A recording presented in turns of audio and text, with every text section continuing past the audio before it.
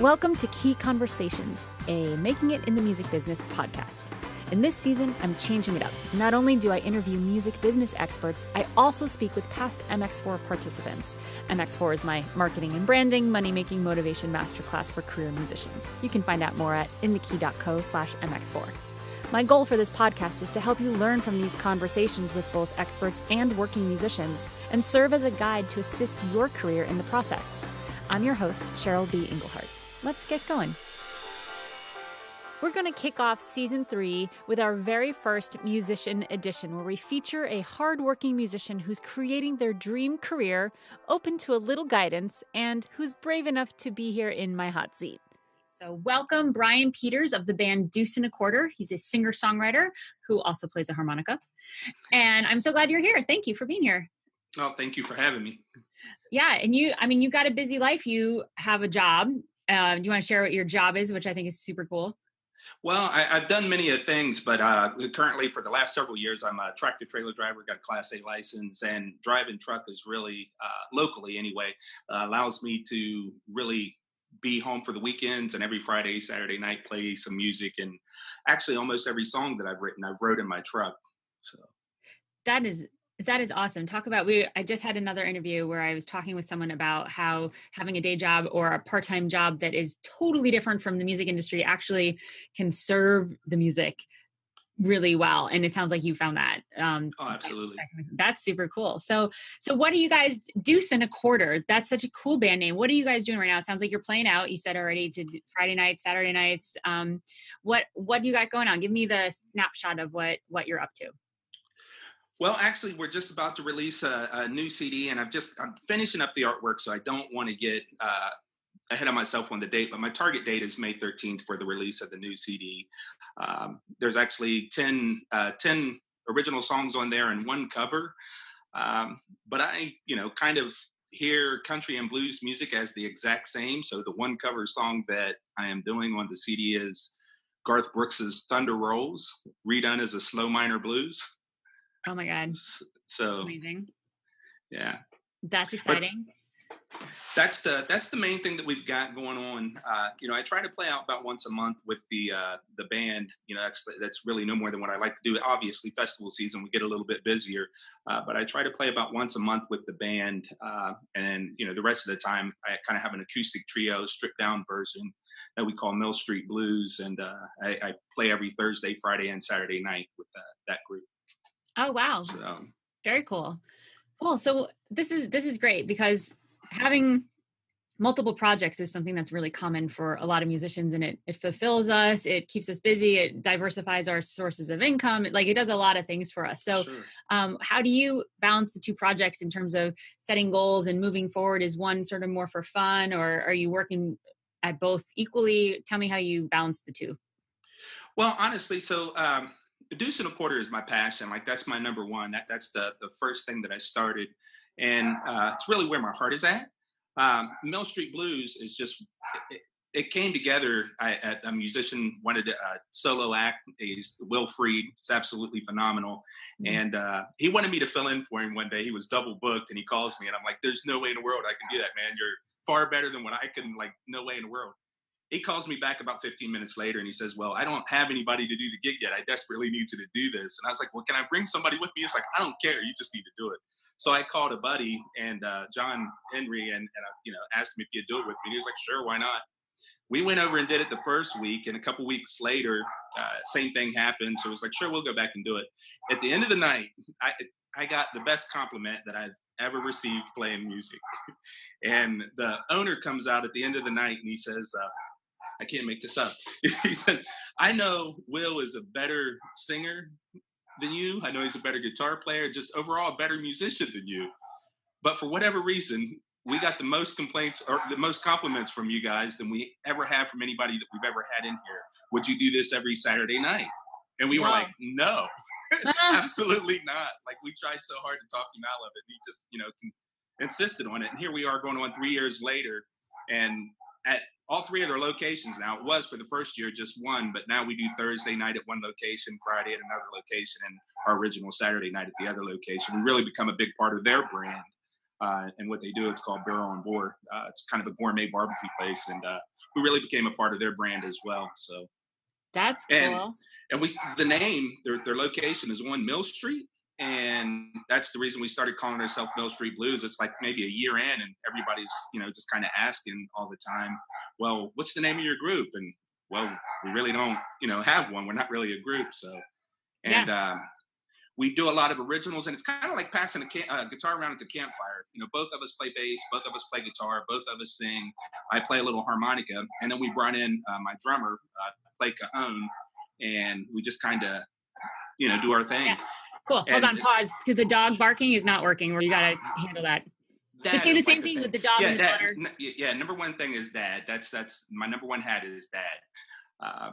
That's the job that I love the most. It's the thing that's kind of driven me for pretty much my whole life. When people see me, they're kind of surprised that I have 4 kids and a 5-year-old grandson, and all of my kids except for one are grown and out of the house. So, and most people are pretty surprised by that. But when you're a high school dad, that's Hmm. kind of one of the things that happens. And my whole existence was my kids. It's the reason I joined the service, and and just was provided for my kids. And really, that's when I my oldest 3, when they kind of all are adults and off on their own, it wasn't completely an empty nest thing, because we still have my 15-year-old daughter, soon to be 16 here. But it's kind of like, well, what do I do now with my time? Because I was always coach, I was always dad, I was always daddy Uber, running everybody around and doing whatever. And all of a sudden I was like, well, I don't know. And I couldn't really tell you why I said it, but I was over at my mom and dad's house, and I told my dad, I said, I think I want to learn how to play harmonica. He runs upstairs, he comes back downstairs, and he hands me a harmonica. He says, I'll give you my Uncle Jim's old harmonica if you promise never give it away. I'm sure. I blew on that thing for about 3 days, and it dawned on me, my mom and dad smoke like chimneys, and harmonicas have wooden combs, and my Uncle Jim chews tobacco. I thought I smoked a carton of cigarettes. It was like the nastiest thing Oh my ever. God, that's hilarious and disgusting. Right?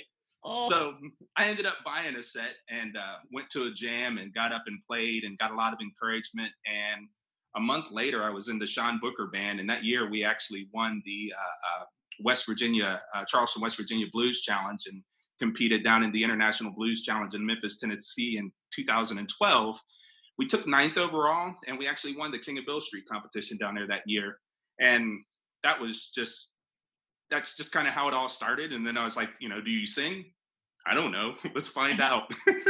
And that's just kind of how I've been rolling with everything. It's like, well, I should learn how to play guitar. I should learn how to play bass. And that's just what I've been doing. wow. I love that. So this is a newish thing, considering Oh, that absolutely. you've got this career, you've got this, great family that you've had for decades now, a couple Yeah. decades, and you've been dad, and then you just had a little bit of space, and a little voice you had enough space that this little voice, I should learn the harmonica, came in, and you listened to it. Yeah. That's pretty cool. I love that, and I love your dedication to your kids, and you're like, here's what's going on, and this is what I'm making my life about, and it's just like no resistance from you. It's a really cool space to be in, and I feel like that just listening to your own voices and just having that integrity, and so I get like very good guy vibes from you. It's just really really I great. appreciate it. um what when you think about like your music career, what's the biggest struggle that you're looking at right now in terms of moving forward or getting to a place where you're, if there is a struggle? Well, honestly, the biggest struggle is how it all come together organically. Me just playing music. I was not attempting to put together a band in the first place, and everything just kind of came together organically. And all of a sudden, like I was having a really hard time accepting the fact that people like me and that they like the band, they like the music. Like, I don't quite understand, why they think it's good, was the biggest thing that I struggled with for the longest time, and still do a little bit, to be honest, because I'm just honestly just 100% trying to be me, and I don't have like this complex of like I'm the front man of the band. Um, I don't want to be the front man of the band. Like that's like I don't. Mhm. Hey, look at me! I'm playing guitar. Let me go. I yeah. So you get that the fact that you don't have that ego, that you are just being you, is actually the thing that people are attracted to, which is funny because you're kind of confused why people are so attracted to you and the music that you're doing. And why would they like me? It's because you are being just that, me. And the space that you provide people is that they have the opportunity to also just be them too. So they get something by being around someone who's just being authentically them and letting these things happen organically. And like you're seeing growth, and your music and your band is growing faster than you're mentally keeping up with. Right? Like, Yeah, absolutely. And that's to answer your question, that's the biggest problem that I've struggled with, and still just trying to get in front of everything.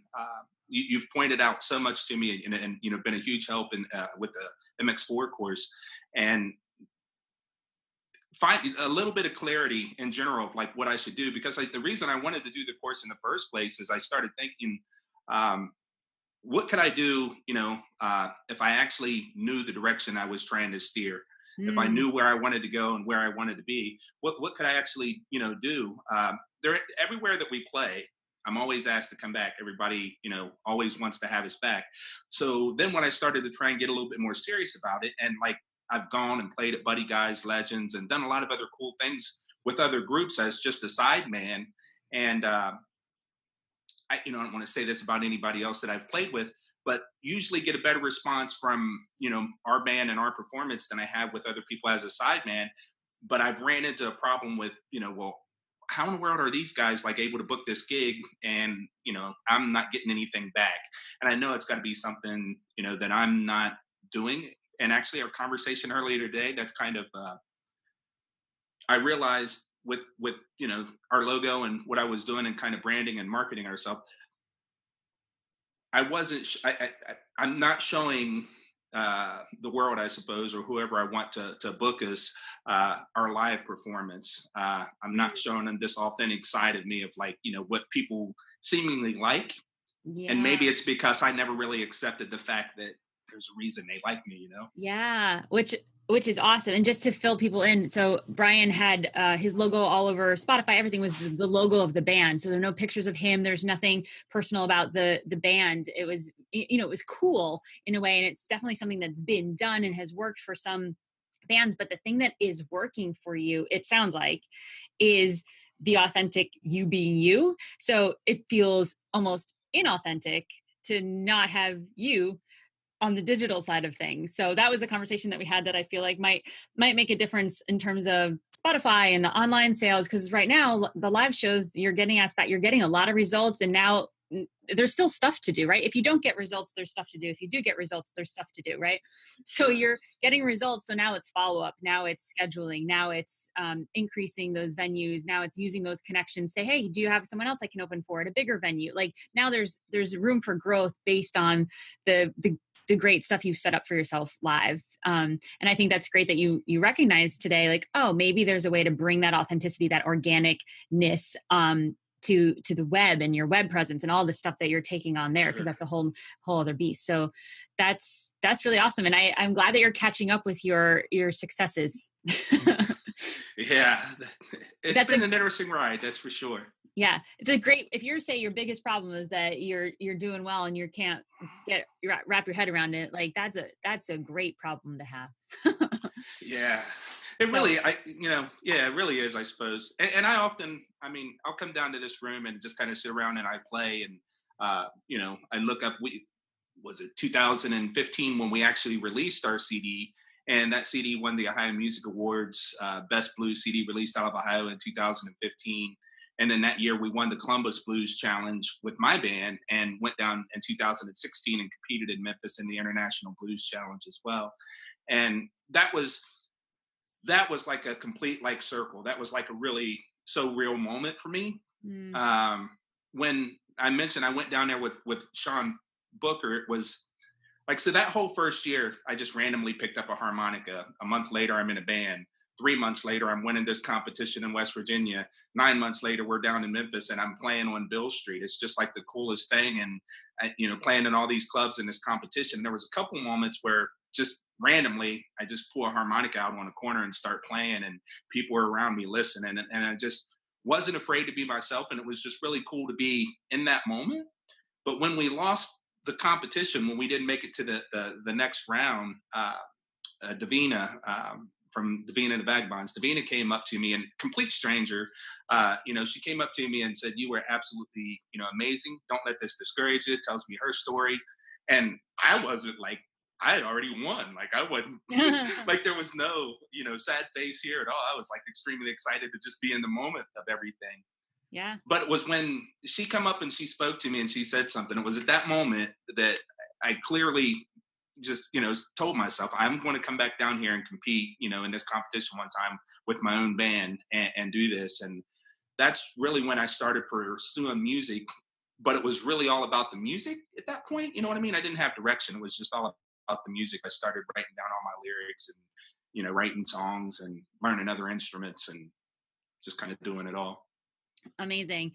So we're going to play a song of yours at the end of this podcast. Tell us about that song. Find it. Yes, I have to find it. It's called Good Music. And it's one of the first songs that I wrote for the CD. And the reason I chose this particular song out of the 15 songs that are on there, it's called Good Music. And everybody that I've met so far through MX4 on the Key to Success website, everybody's always kind of, at the same point of what genre do we fit in, because we're all influenced by so many different styles of music and we like so many different things. And that's what the song Good Music is about. Cool. All the different styles of music that I actually like and, kind of the influences. And definitely a blues band, 100% a blues band. I'm all about blues. Everything that I do is blues based. But man, that's a mighty, mighty, mighty big umbrella. Yeah. And I like to take full advantage of it. That's awesome. So. Are you going to play some harmonica for us? Well, I suppose I could. If you want me to. Deuce and a quarter. Deuce, the letter N, a quarter.com is where you can hear all this music. I would be so psyched if you danced us out of this podcast with a harmonica solo. All right.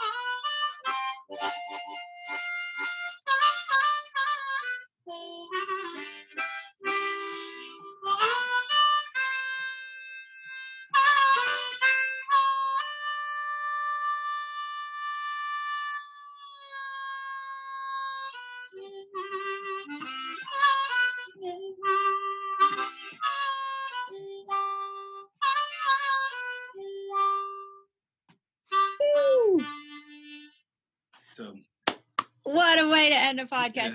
Brian Peters, everybody. Thank you so much for being here. This is awesome. Thank you so much. I grew up listening to country and rhythm and blues.